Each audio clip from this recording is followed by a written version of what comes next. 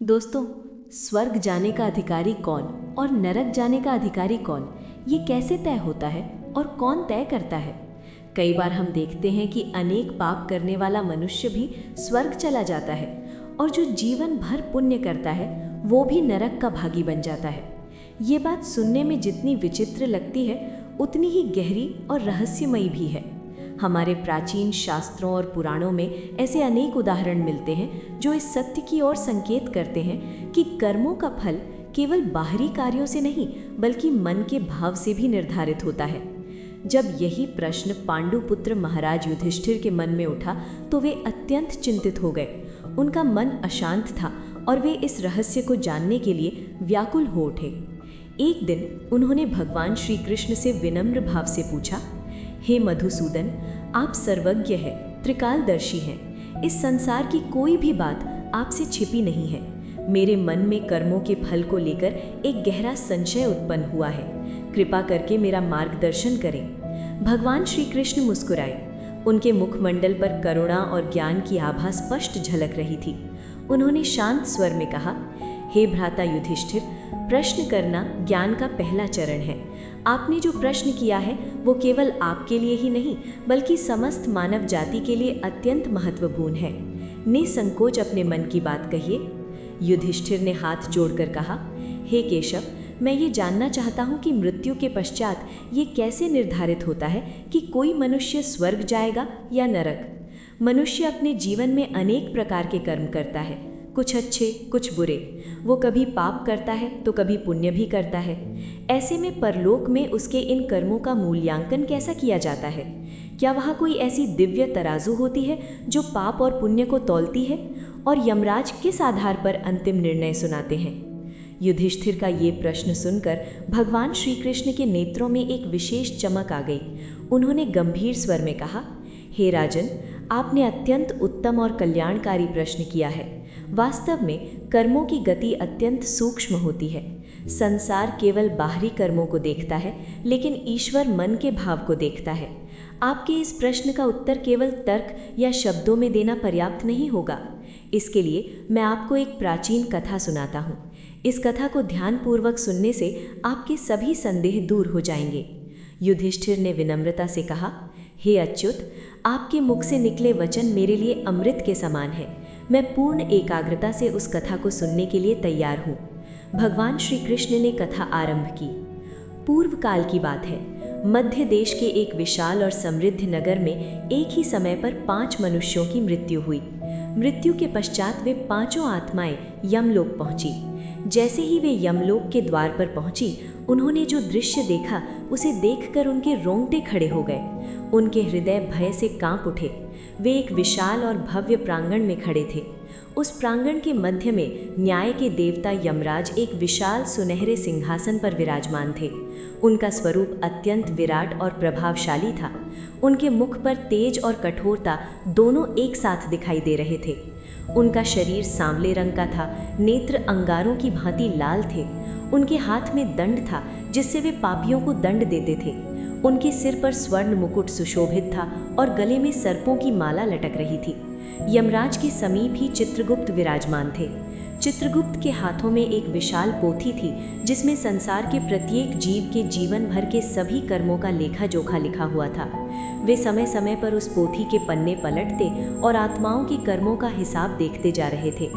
चारों ओर यमदूत खड़े थे जो मृत आत्माओं को आगे बढ़ा रहे थे ताकि उनका न्याय हो सके। वहाँ का वातावरण अत्यंत भयावह था। कुछ आत्माएं भय से कांप रही थीं, जोर जोर से रो रही थीं और अपने किए हुए पापों पर विलाप कर रही थीं। वहीं कुछ आत्माएं आश्चर्यजनक रूप से शांत और प्रसन्न थीं। उनके चेहरों पर एक दिव्य शांति थी, मानो उन्हें अपने उद्धार का पूर्ण विश्वास हो। यमलोक के दाहिनी ओर एक दिव्य प्रकाश फैल रहा था। वहाँ से मधुर संगीत की ध्वनि सुनाई दे रही थी और सुगंधित समीर बह रही थी। वो स्वर्ग का द्वार था। वहीं दूसरी ओर बाएं दिशा में भयानक अग्नि की ज्वालाएं उठ रही थीं। वो नरक का द्वार था। वहाँ से चीख पुकार, कराह और पीड़ा से भरी आवाज़ें आ रही थीं। जलते हुए तेल की कढ़ाई की आवाज़, कोड़ों की मार और पापियों की दर्दनाक चीकारें वातावरण को और भी भयावह बना रही थी। ये सब देखकर वे पांचों नई आत्माएं आपस में सिमट कर खड़ी हो गईं। उनका शरीर भय से कांप रहा था और उनके मन में केवल एक ही प्रश्न था, अब हमारे साथ क्या होने वाला है। कुछ समय तक वे सब स्तब्ध खड़े रहे। फिर उनमें से एक व्यक्ति, जो दुबला पतला और भयभीत दिखाई दे रहा था, कांपते हुए बोला, भाइयों, मेरा नाम हरिदास है। उसकी आवाज़ कांप रही थी, आंखों से आंसू बह रहे थे। मैंने अपने जीवन में बहुत पाप किए हैं। मैं चोरी करता था, लोगों के घरों में घुसकर उनका धन चुरा लेता था। वे फूट फूट कर रोने लगा। मैं जानता था कि मैं गलत कर रहा हूँ, लेकिन मैं मजबूर था। मेरे परिवार के पास खाने को कुछ नहीं था, कोई मुझे काम नहीं देता था। मैंने अपने परिवार का पेट भरा, लेकिन दूसरों को दुख दिया। अब मुझे अपने हर पाप का एहसास हो रहा है। मुझे डर है कि मुझे नरक की भयानक यातनाएं भोगनी पड़ेंगी। हरिदास की बातें सुनकर बाकी चारों आत्माएं भी गहरे चिंतन में डूब गईं। उनके मन में भी अपने अपने जीवन के क्रमों की स्मृतियां जाग उठी। और यहीं से शुरू होती है उन पांचों की ऐसी कथा जो स्वर्ग और नरक के सबसे बड़े रहस्य से पर्दा उठाती है। हरिदास की करुण कथा सुनकर वहां खड़ी अन्य आत्माएं भी गहरे विचार में डूब गईं। उसके शब्दों में पछतावा था, दर्द था और अपने कर्मों का सच्चा स्वीकार था। उसके बगल में खड़ी एक युवती, जो अब तक अपने आंचल से आंसू पोंछ रही थी, अचानक फूट फूट कर रो पड़ी। भर्राए हुए गले से वो बोली, भाइयों, मेरा नाम कमिलिनी है। उसकी आवाज़ में इतना दर्द था कि सुनने वालों का हृदय भी कांप उठे। शास्त्रों में कहा गया है कि वह स्त्री जो अनेक पुरुषों से संबंध बनाए, वह घोर पाप की भागी होती है और मरने के बाद उसे नरक की यातनाएं भोगनी पड़ती हैं। वो कुछ क्षण के लिए रुकी, जैसे अपने अतीत को समेट रही हो। मैं जानती हूँ कि मेरे जीवन में भी यही हुआ, लेकिन ये सब मैंने अपनी इच्छा से नहीं किया। अब उसकी आंखों से आंसू लगातार बह रहे थे। जब मैं बहुत छोटी थी, तब एक दुष्ट व्यक्ति ने मुझे ज़बरदस्ती उठा लिया और मुझे वेश्यावृत्ति के अंधकार में धकेल दिया। मेरे सपने कुछ और थे। मैं भी एक सामान्य स्त्री की तरह सम्मान के साथ जीवन जीना चाहती थी, अपना घर बसाना चाहती थी, लेकिन मेरा भाग्य कुछ और ही था। वो सिसकने लगी। सालों तक मुझे अपने शरीर को उन लोगों के हवाले करना पड़ा जो मुझे एक वस्तु समझते थे। मेरी कोई इच्छा नहीं थी, कोई अधिकार नहीं था। मैंने कई बार इस जीवन से बाहर निकलने की कोशिश की, पर कोई रास्ता नहीं मिला।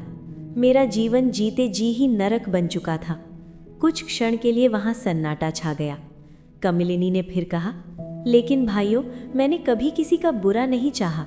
अपने दुखों के बीच भी जब भी मौका मिला, मैंने भूखे पशुओं को भोजन दिया, घायल पक्षियों की सेवा की। इन छोटे छोटे कार्यों से मुझे थोड़ी शांति मिलती थी, पर मुझे लगता है कि मेरे ये छोटे छोटे पुण्य मेरे बड़े पापों के सामने कुछ भी नहीं है। शायद मुझे भी नरक की आग में जलना पड़ेगा। ये कहकर कमिलिनी रोते रोते चुप हो गई। उसकी पीड़ा ने वहाँ खड़े सभी लोगों के मन को द्रवित कर दिया। अब तक चुप खड़ा एक तीसरा व्यक्ति, जिसका चेहरा कठोर था और आंखों में गहरी थकान झलक रही थी, धीरे धीरे आगे बढ़ा। उसने भारी स्वर में कहा, मेरा नाम सूर्यकेतु है। तुम सब अपने अपने पापों की बात कर रहे हो, लेकिन मुझे लगता है कि हम सब में सबसे बड़ा पापी मैं ही हूँ। उसकी आवाज़ में पश्चाताप साफ झलक रहा था। मैं एक राजा की सेना में सैनिक था और मैंने अपने जीवन में अनगिनत लोगों की हत्या की है। ये सुनकर बाकी चारों चौंक गए। सूर्यकेतु ने आगे कहा, कुछ लोग युद्ध में मारे गए, लेकिन कई निर्दोष लोग भी मेरे हाथों मारे गए। हमारा राजा बहुत क्रूर था। वो छोटी छोटी बातों पर भी लोगों को मरवा देता था और हमें आदेश दिया जाता था कि बिना सवाल किए उसका पालन करें। मैं जानता था कि मैं गलत कर रहा हूँ, लेकिन मेरे पास कोई विकल्प नहीं था। अगर मैं आदेश का पालन नहीं करता तो मुझे मार दिया जाता और मेरा परिवार भी संकट में पड़ जाता। उसकी आंखें भर आईं। अपने परिवार की रक्षा के लिए मैंने गांव के गांव जला दिए, निर्दोष लोगों को मार डाला, महिलाओं और बच्चों तक को नहीं छोड़ा। हर रात मुझे उन लोगों की चीखें सुनाई देती थीं। मैं भीतर से टूट चुका था, लेकिन उस पाप के दलदल से निकल नहीं पाया। मैंने कई बार भगवान से क्षमा मांगी, लेकिन खुद को कभी माफ़ नहीं कर पाया। अब मुझे पूरा विश्वास है कि मुझे नरक की ही प्राप्ति होगी। सूर्यकेतु चुप हो गया। उसके चेहरे पर कठोरता थी, लेकिन आंखों में गहरा दर्द। अब चौथे व्यक्ति ने आगे बढ़कर धीमे स्वर में कहा, मेरा नाम वाचस्पति है। वो एक ब्राह्मण था, उसके माथे पर हल्का तिलक अभी भी दिखाई दे रहा था।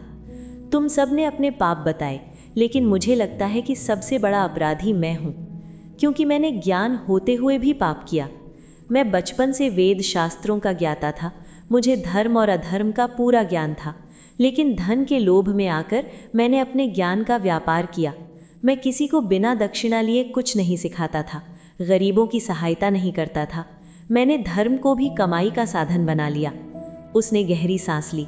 मैं जानता था कि ये पाप है, फिर भी मैंने किया, इसलिए मुझे पूरा विश्वास है कि मुझे नरक ही मिलेगा। वाचस्पति शांत हो गया। अब तक 5वां व्यक्ति चुपचाप खड़ा सब सुन रहा था। अचानक वो जोर से हंस पड़ा। बाकी चारों ने आश्चर्य से उसकी ओर देखा। वो व्यक्ति एक अमीर जमींदार था, साफ कपड़े, चेहरे पर घमंड और आंखों में अहंकार। वो हंसते हुए बोला, तुम लोग सच में पापी हो और खुद मान भी रहे हो। तुम सबका नरक में जाना तय है। उसने छाती चौड़ी करते हुए कहा, लेकिन मैं तुम सबसे अलग हूँ। मेरा नाम महिपाल है। मैंने जीवन भर केवल पुण्य ही किए हैं। मैंने दान दिया, पूजा पाठ किया, ब्राह्मणों को दक्षिणा दी। मेरे द्वार से कोई भूखा नहीं लौटा। मेरे मरने के बाद भी मेरे बेटे मेरे लिए यज्ञ, श्राद्ध और तर्पण कर रहे हैं। मेरे इतने पुण्य हैं कि मुझे तो निश्चित ही स्वर्ग मिलेगा। उसके चेहरे पर घमंड साफ दिखाई दे रहा था। तुम लोग मेरी बराबरी भी नहीं कर सकते। बाकी चारों चुप रहे। वे अपने पापों से दुखी थे, इसलिए उन्होंने कोई जवाब नहीं दिया। लेकिन उनके मन में उस जमींदार के अहंकार को देखकर पीड़ा जरूर हुई। इतने में यमदूतों ने पांचों को आगे बढ़ने का संकेत दिया। अब उनके कर्मों का निर्णय होने वाला था। उनके दिल की धड़कन तेज हो गई। उनके हृदय की सबसे आगे हरिदास खड़ा था और यहीं से शुरू होता है वो निर्णय जो इस कथा का सबसे बड़ा रहस्य खोलने वाला है। हरिदास था वही जो अपने पापों को स्वीकार कर चुका था और पश्चाताप से भरा हुआ था। उसे यमराज के सामने लाया गया। चित्रगुप्त ने अपनी विशाल पोथी खोली और हरिदास के जीवन का एक एक लेखा पढ़ना शुरू किया। उसमें उसके बचपन की गरीबी, भूख से तड़पते उसके बच्चे, समाज द्वारा किया गया तिरस्कार और फिर चोरी के रास्ते पर उसका चल पड़ना सब विस्तार से लिखा था। साथ ही ये भी कि उसने द्वारा किए गए कुछ छोटे छोटे पुण्य, जैसे भूखों को भोजन देना, अपने बच्चों के लिए संघर्ष करना, इन सब का भी लेखा हमारे पास है। कुछ क्षण रुककर यमराज ने अंतिम निर्णय सुनाया। तुम्हें अपने पापों का प्रायश्चित नरक में नहीं बल्कि स्वर्ग में प्राप्त होगा। तुम स्वर्ग जाने के अधिकारी हो। ये सुनते ही हरिदास स्तब्ध रह गया। उसे अपने कानों पर विश्वास नहीं हुआ। क्या मैं स्वर्ग? वो बुदबुदाया। उसकी आंखों से आंसू बह निकले, पर इस बार वे भय या पछतावे के नहीं बल्कि कृतज्ञता के आंसू थे। वो रोते हुए बोला, प्रभु, मैं आपका आभारी हूँ। आपने मेरे जैसे पापी पर भी दया की। वो बार बार हाथ जोड़कर प्रणाम करने लगा। यमदूत उसे स्वर्ग के द्वार की ओर ले गए, जहाँ से दिव्य प्रकाश और मधुर संगीत आ रहा था। बाकी चारों ये दृश्य देखकर आश्चर्य में पड़ गए। अब बारी थी कमिलिनी की। उसे भी यमराज के सामने प्रस्तुत किया गया। चित्रगुप्त ने उसका जीवन वृत्तांत पढ़ना शुरू किया। उसमें उसके बचपन की मासूमियत, उसका अपहरण, जबरदस्ती वेश्यावृत्ति में धकेला जाना और वर्षों तक सहा गया मानसिक और शारीरिक कष्ट सब कुछ लिखा था। साथ ही ये भी कि उसने कभी किसी के प्रति दुर्भावना नहीं रखी। अपने दुखों के बीच भी उसने पशु पक्षियों की सेवा की, घायल प्राणियों की सहायता की। कमलिनी सिर झुकाए खड़ी थी। उसके आंसू जमीन पर गिर रहे थे। चित्रगुप्त के रुकते ही यमराज ने कुछ क्षण ध्यान किया और फिर बोले, कमलिनी। वो कांपते हुए बोली, जी प्रभु। यमराज ने कहा, तुमने अपने जीवन में पाप किए हैं, ये सत्य है, परंतु तुम्हारे भीतर अपने कर्मों के प्रति सच्चा पश्चाताप भी था। तुमने कभी अपने पापों को सही ठहराने का प्रयास नहीं किया। तुम्हारे हृदय में अपने परिवार के प्रति जिम्मेदारी और करुणा थी। तुम्हारे द्वारा किए गए कुछ छोटे छोटे पुण्य, जैसे भूखों को भोजन देना, अपने बच्चों के लिए संघर्ष करना, इन सब का भी लेखा हमारे पास है। कुछ क्षण रुककर यमराज ने अंतिम निर्णय सुनाया। तुम्हें अपने पापों का प्रायश्चित नरक में नहीं बल्कि स्वर्ग में प्राप्त होगा। तुम स्वर्ग जाने की अधिकारी हो। ये सुनते ही कमलिनी स्तब्ध रह गई। उसे अपने कानों पर विश्वास नहीं हुआ। क्या मैं स्वर्ग? वो बुदबुदाई। उसकी आंखों से आंसू बह निकले, पर इस बार वे भय या दर्द के नहीं बल्कि राहत के आंसू थे। वो रोते हुए बोली, प्रभु, मैं आपका आभारी हूँ। आपने मेरे जैसे पापी पर भी दया की। वो बार बार हाथ जोड़कर प्रणाम करने लगी। यमदूत उसे स्वर्ग के द्वार की ओर ले गए, जहाँ से दिव्य प्रकाश और मधुर संगीत आ रहा था। बाकी चारों ये दृश्य देखकर आश्चर्य में पड़ गए। अब बारी थी सूर्यकेतु की। उसे भी यमराज के सामने प्रस्तुत किया गया। चित्रगुप्त ने उसका जीवन वृत्तांत पढ़ना शुरू किया। उसमें उसके युद्ध, हत्याएं, निर्दोषों का रक्तपात सब विस्तार से पढ़ा, लेकिन साथ ही ये भी बताया कि वो हर रात अपने कर्मों के लिए पछताता था। उसके भीतर अपराध बोध था। उसने कई बार प्रार्थना की, पश्चाताप किया। सूर्यकेतु सिर झुकाए खड़ा था। वो पहले ही स्वयं को दोषी मान चुका था। यमराज ने कहा, सूर्यकेतु, तुम्हारे कर्मों में पाप अधिक हैं, ये सत्य है, परंतु तुम्हारे अंतर्मन में जागा हुआ पश्चाताप, तुम्हारी पीड़ा और तुम्हारा आत्मग्लानि, इन सब ने तुम्हारे पापों का भार हल्का कर दिया है। तुमने परिस्थितियों में फंसकर कर्म किए, पर भीतर से तुम उन्हें स्वीकार नहीं कर पाए। फिर उन्होंने कहा, तुम्हें भी स्वर्ग की प्राप्ति होगी। सूर्यकेतु ने धीरे से सिर उठाया। उसकी आंखों में आश्चर्य था और एक गहरी शांति भी। वो बोला, धन्य है आप धर्मराज, आपका न्याय अद्भुत है। वो नतमस्तक होकर स्वर्ग की ओर चल पड़ा। अब चौथे व्यक्ति वाचस्पति की बारी आई। वो आगे आया। उसके चेहरे पर भय और लज्जा दोनों थे। चित्रगुप्त ने उसका पूरा जीवन पढ़ा, उसकी विद्वता, शास्त्र ज्ञान और फिर धन के लोभ में ज्ञान का व्यापार, गरीबों की उपेक्षा, धर्म का उपयोग केवल लाभ के लिए करना। वाचस्पति के चेहरे पर पश्चाताप साफ झलक रहा था। यमराज ने कुछ क्षण विचार किया और फिर बोले, वाचस्पति, तुमने ज्ञानी होकर भी पाप किया, ये तुम्हारा सबसे बड़ा दोष है, परंतु तुम्हारे जीवन में कई ऐसे कार्य भी हैं जो लोक कल्याण के लिए थे, और अंत में तुम्हें अपने कर्मों का बोध हुआ। तुम्हारा पश्चाताप सच्चा था। फिर उन्होंने कहा, अतः तुम्हें भी स्वर्ग की प्राप्ति होती है। वाचस्पति की आंखों से आंसू बह निकले। वो भाव विभल होकर बोला, प्रभु, आपका न्याय महान है, और वो भी स्वर्ग की ओर चल पड़ा। अब वहां केवल एक ही व्यक्ति बचा था, महीपाल। उसका चेहरा पीला पड़ चुका था। जो व्यक्ति अभी तक घमंड से भरा हुआ था, अब उसके चेहरे पर भय स्पष्ट दिखाई दे रहा था। उसने देखा, जिन्हें वो पापी कह रहा था, वे सभी स्वर्ग जा चुके थे। उसका मन घबराने लगा। उसके भीतर सवाल उठने लगे कि ये कैसे संभव है? अगर ये सब स्वर्ग जा सकते हैं तो मेरा क्या होगा? अब वहां केवल एक ही आत्मा शेष बची थी, महीपाल। वही महीपाल जो कुछ समय पहले तक अपने पुण्यों का घमंड करते हुए दूसरों को तुच्छ समझ रहा था, लेकिन अब उसकी स्थिति बिल्कुल बदल चुकी थी। उसका चेहरा पीला पड़ चुका था, शरीर कांप रहा था और मन में भय का तूफान उठ रहा था। उसने अपनी आंखों से देखा था कि जिस हरिदास को वो चोर और पापी समझ रहा था, वो स्वर्ग चला गया। जिस कमलिनी को समाज पापिन कहता था, उसे भी स्वर्ग मिल गया। जिस सूर्यकेतु ने अनगिनत हत्याएं की थीं, वो भी स्वर्ग चला गया। और जिस वाचस्पति ने धर्म का व्यापार किया था, उसे भी स्वर्ग प्राप्त हो गया। महीपाल के मन में उथल पुथल मच गई। वो सोचने लगा, ये कैसा न्याय है? यदि इतने बड़े पाप करने वाले भी स्वर्ग जा सकते हैं, तो फिर मेरे जैसे पुण्यात्मा का क्या होगा? उसके मन में क्रोध और ईर्ष्या की आग जलने लगी। तभी दो यमदूत उसके पास आए और कठोर स्वर में बोले, चल, अब तेरी बारी है, बहुत देर से इंतजार करवा रहा है। महीपाल घबरा गया। वो पीछे हटते हुए बोला, मुझे पापी मत कहो, मैं पापी नहीं हूँ, मैंने जीवन भर पुण्य ही किए हैं, मुझे स्वर्ग जाना है। लेकिन यमदूतों ने उसकी एक न सुनी। उन्होंने उसे पकड़कर घसीटते हुए यमराज के सामने ला खड़ा किया। महीपाल कांपते हुए खड़ा था। उसकी आंखों में अब घमंड नहीं बल्कि भय था। यमराज ने उसकी ओर कठोर दृष्टि से देखा और कहा, चित्रगुप्त, इसका लेखा पढ़ा जाए। चित्रगुप्त ने अपनी पोथी खोली और महीपाल के जीवन का लेखा पढ़ना शुरू किया। उसमें लिखा था, उसके द्वारा किए गए दान, पूजा पाठ, यज्ञ, ब्राह्मणों को दी गई दक्षिणा, अतिथि सत्कार, व्रत, उपवास, मंदिर दर्शन, सब कुछ विस्तार से लिखा था। महीपाल ये सुनकर थोड़ा आश्वस्त हुआ। उसने सोचा, देखा, मैंने कहा था ना, मैंने कितने पुण्य किए हैं। लेकिन जैसे जैसे चित्रगुप्त आगे बढ़ते गए, महीपाल के चेहरे का रंग उड़ता गया।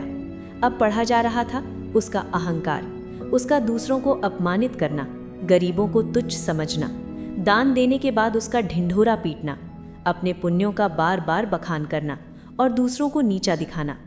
चित्रगुप्त ने बताया, ये हर दान के बाद स्वयं की प्रशंसा करता था, गरीबों को ताने देता था, अपने आप को सबसे बड़ा धर्मात्मा मानता था। महिपाल के माथे पर पसीना आने लगा, उसका गला सूख गया। अब उसे समझ आने लगा कि कुछ तो गलत है। चित्रगुप्त ने पढ़ना समाप्त किया। सभा में सन्नाटा छा गया। तभी यमराज की कड़कती हुई आवाज गूंजी, महिपाल। महिपाल कांपते हुए बोला, जी धर्मराज। यमराज ने कहा, तुमने अपने जीवन में अनेक पुण्य किए, ये सत्य है, परंतु उन पुण्यों के पीछे तुम्हारी नीयत क्या थी? महिपाल चुप रहा। यमराज ने आगे कहा, तुमने दान इसलिए नहीं दिया कि किसी का भला हो, तुमने दान इसलिए दिया ताकि लोग तुम्हारी प्रशंसा करें। तुमने पूजा इसलिए नहीं की कि तुम्हारा मन शुद्ध हो, तुमने पूजा इसलिए की ताकि लोग तुम्हें धर्मात्मा समझें। तुमने अतिथि सत्कार भी दिखावे के लिए किया। महिपाल अब सिर झुकाए खड़ा था, उसके पास कोई उत्तर नहीं था। यमराज की आवाज और कठोर हो गई, सबसे बड़ा पाप क्या है जानते हो? कुछ क्षण रुककर उन्होंने कहा, अहंकार। अहंकार वो आग है जो सबसे बड़े पुण्य को भी जलाकर राख कर देती है। तुमने अपने जीवन में जितने भी पुण्य किए वे तुम्हारे अहंकार में जलकर नष्ट हो गए। महिपाल की आंखों से आंसू बहने लगे। वो रोते हुए बोला, प्रभु मुझसे गलती हो गई, मुझे क्षमा कर दीजिए, मुझे एक और अवसर दीजिए। यमराज ने गंभीर स्वर में कहा, क्षमा उसी को मिलती है जो समय रहते अपने दोष को समझे। तुमने कभी अपने अहंकार को नहीं छोड़ा, तुमने दूसरों का अपमान किया, उनके दुख का मजाक उड़ाया, और आज भी तुम यहाँ आकर स्वयं को निर्दोष बता रहे थे। महिपाल सिसकने लगा। अब उसे अपनी भूल का एहसास हो चुका था, लेकिन बहुत देर हो चुकी थी। यमराज ने अंतिम निर्णय सुनाया, महिपाल तुम्हें तुम्हारे अहंकार और दूसरों के अपमान का दंड भोगना होगा, अतः तुम्हें नरक में भेजा जाता है। ये सुनते ही महिपाल जोर जोर से रोने लगा, नहीं प्रभु मुझे बचा लीजिए, मैं नरक नहीं जाना चाहता। लेकिन अब निर्णय हो चुका था। यमदूतों ने उसे पकड़ लिया और घसीटते हुए नरक की ओर ले जाने लगे। नरक की ओर से आती भयानक चीखें अब और भी तेज सुनाई दे रही थीं। महिपाल चिल्लाता रहा, गिड़गिड़ाता रहा, लेकिन कोई उसकी सहायता करने वाला नहीं था। कुछ ही क्षणों में वो भी उस भयानक अंधकार में खो गया। और इस प्रकार 5 आत्माओं का निर्णय हो गया। 4 जिन्हें संसार पापी मानता था स्वर्ग चले गए, और एक जो स्वयं को सबसे बड़ा पुण्यात्मा समझता था नरक में चला गया। इस प्रकार 5 आत्माओं का न्याय पूर्ण हुआ। 4 वे थे जो अपने आप को पापी मान रहे थे, वे स्वर्ग के अधिकारी बने, और एक वो था जो स्वयं को महान पुण्यात्मा समझता था, वो नरक का भागी बना। ये अद्भुत दृश्य देखकर महाराज युधिष्ठिर गहरे चिंतन में डूब गए। उनके मन में अनेक प्रश्न उठने लगे। कुछ क्षण मौन रहने के बाद उन्होंने भगवान श्री कृष्ण से कहा, हे केशव, आपका ये न्याय वास्तव में अत्यंत रहस्यमय है। जो मनुष्य पाप करते रहे वे स्वर्ग चले गए, और जिसने जीवन भर पुण्य किए वो नरक में चला गया। कृपा करके इस रहस्य को विस्तार से समझाइए ताकि मेरा संशय पूर्ण रूप से दूर हो सके। भगवान श्री कृष्ण मंद मंद मुस्कुराए। उनकी आंखों में करुणा और गहरा ज्ञान झलक रहा था। उन्होंने शांत और गंभीर स्वर में कहा, हे धर्मराज युधिष्ठिर, यही इस कथा का मूल रहस्य है। मनुष्य का मूल्यांकन केवल उसके बाहरी कर्मों से नहीं होता, बल्कि उसके अंतर्मन के भाव, नियत और विनम्रता से होता है। युधिष्ठिर ध्यानपूर्वक सुन रहे थे। भगवान श्री कृष्ण ने आगे कहा, हरिदास ने चोरी की, ये पाप था, परंतु उसके मन में पश्चाताप था, परिवार के प्रति प्रेम था और अपने कर्मों के प्रति ग्लानि थी। उसका हृदय भीतर से शुद्ध था। कमलिनी ने पापमय जीवन जिया, पर वो उसकी मजबूरी थी। उसके मन में कभी भी अधर्म की भावना नहीं थी। उसने अपने दुखों के बीच भी दूसरों की सेवा की। सूर्य केतु ने अनेक हत्याएं की, परंतु वो भीतर से हर क्षण तड़पता रहा। उसे अपने कर्मों पर पछतावा था। वाचस्पति ने लोभवश अधर्म किया, परंतु अंत में उसे अपने दोष का बोध हुआ और वो पश्चाताप से भर गया। भगवान श्री कृष्ण ने थोड़ी देर रुककर कहा, इन चारों के जीवन में पाप अवश्य थे, लेकिन उनके हृदय में विनम्रता, पश्चाताप और करुणा थी, और यही गुण उनके पापों से अधिक शक्तिशाली सिद्ध हुए। अब श्री कृष्ण की वाणी और गहन हो गई। परंतु महिपाल, उसने पुण्य अवश्य किए, परंतु उसके पीछे केवल अहंकार, दिखावा और दूसरों को नीचा दिखाने की भावना थी। उसने कभी अपने भीतर झांकने का प्रयास नहीं किया। वो स्वयं को श्रेष्ठ मानता रहा और दूसरों को तुच्छ समझता रहा, और यही उसका सबसे बड़ा पाप बन गया। युधिष्ठिर अब सब कुछ समझने लगे थे। भगवान श्री कृष्ण ने अंतिम सत्य बताते हुए कहा, हे युधिष्ठिर, याद रखो, पाप से बड़ा पाप है अहंकार, और पुण्य से बड़ा पुण्य है विनम्रता। यदि कोई मनुष्य पाप करता है परंतु उसे अपने कर्मों का पश्चाताप होता है, उसका हृदय बदल जाता है, तो वो मोक्ष का अधिकारी बन सकता है। लेकिन यदि कोई मनुष्य पुण्य करता है और उसके मन में अहंकार आ जाता है तो उसके सारे पुण्य नष्ट हो जाते हैं। ईश्वर को बाहरी आडंबर नहीं चाहिए, उन्हें केवल सच्चा और निष्कपट हृदय चाहिए। युधिष्ठिर ने श्रद्धा से सिर झुका लिया। उनका संशय पूरी तरह समाप्त हो चुका था। उन्होंने कहा, हे माधव, आज आपने मेरे मन के अज्ञान को दूर कर दिया। अब मैं समझ गया हूँ कि सच्चा धर्म क्या है। भगवान श्री कृष्ण मुस्कुराए और बोले, धर्म का सार यही है, सच्ची नियत, विनम्रता, करुणा और निष्काम भाव से किए गए कर्म। कथा का सार, जीवन की शिक्षा। दोस्तों, इस कथा से हमें बहुत गहरी और महत्वपूर्ण सीख मिलती है। इसीलिए जीवन में हमेशा अच्छे कर्म करें, लेकिन कभी भी उनका घमंड न करें। जो भी करें सच्चे मन और निष्काम भाव से करें, क्योंकि ईश्वर को दिखावा नहीं, सच्चाई पसंद है। दूसरे को कभी छोटा न समझें, क्योंकि हर व्यक्ति अपने जीवन में किसी न किसी संघर्ष से गुजर रहा होता है। यदि किसी से भूल हो जाए तो उसे क्षमा करना सीखें, और यदि हमसे गलती हो जाए तो उसे दिल से पश्चाताप करना सीखें। याद रखिए, पश्चाताप वह शक्ति है जो बड़े से बड़े पाप को भी हल्का कर सकती है, और अहंकार व दोष जो बड़े से बड़े पुण्य को भी नष्ट कर देता है। इसीलिए अपने मन को हमेशा विनम्र रखें, अपने हृदय में दया, करुणा और प्रेम का भाव बनाए रखें। किसी की मदद करें तो उसे कभी जताएं नहीं, और यदि आपकी कोई मदद करे तो उसे कभी भूलें नहीं। याद रखिए, भगवान हमारे कर्मों से पहले हमारे दिल को देखते हैं, और वही मनुष्य सच्चा धर्मात्मा है जिसका हृदय निर्मल होता है। जय श्री कृष्णा। आप देख रहे हैं भक्ति आध्यात्मिक सार। धन्यवाद।